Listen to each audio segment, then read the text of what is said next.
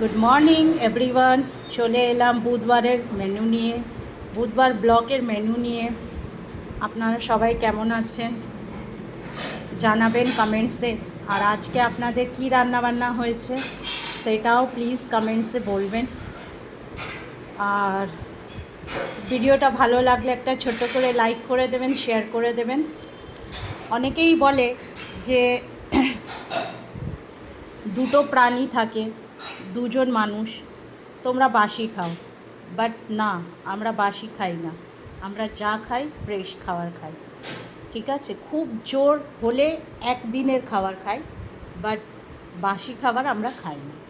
তো চলুন স্টার্ট করছি আজকে কি কি রান্নাবান্না হয়েছে। আজকে প্রথমে আমি বলে দিচ্ছি, আজকে ধোঁয়া ওঠা ভাত হয়েছে। এই যে ভাত রান্না করেছি, তার সাথে হয়েছে টকের ডাল,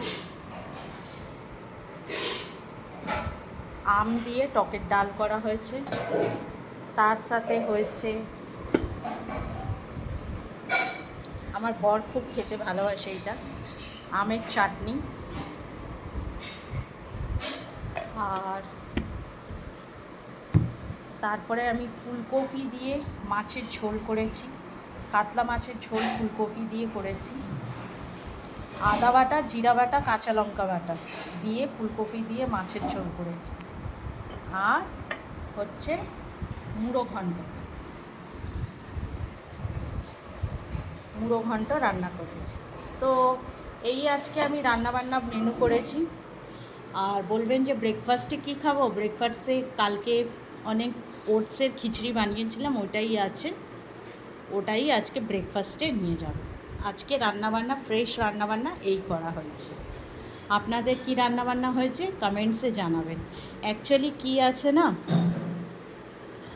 রান্নাবান্নাটাও একটা ক্যালি থাকা দরকার, যে ট্যালেন্ট থাকা দরকার, যে হ্যাঁ আমার রান্না করতে হবে। এবার যদি ভাববেন যে না দূর ভাল লাগছে না, আমি ঘুমাবো, আমার রান্না করতে ইচ্ছা করছে না, তাহলে তো সত্যি ইচ্ছা করবে না। তো আমার মধ্যে চাকরি বাকরি করেও আমার ইচ্ছা করে রান্নাবান্না করার, বিকজ আমি চাই যে আমার হাজব্যান্ডকে আমি ভালো মতন যতটা পারি খাওয়াতে পারি, আর আমি নিজেও ভালো খেতে পারি। সুস্থ থাকলে সব কিছু ভালো, তাই বাড়ির খাবার রান্নাবান্না করি। হ্যাঁ, রান্নাবান্নার ভিডিওটা আপনাদেরকে আমি করতে পারি না, দেখাতে পারি না, বিকজ বহুত বড় ভিডিও হয়ে যাবে। বাট এইটুকুনও বলতে পারি, যা রান্নাবান্না করি সমস্ত কিছু আমার হাতের রান্নাবান্না হয়।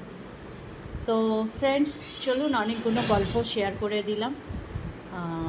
ভিডিওটা ভালো লাগলে একটা ছোট্ট করে লাইক করে দেবেন, শেয়ার করে দেবেন।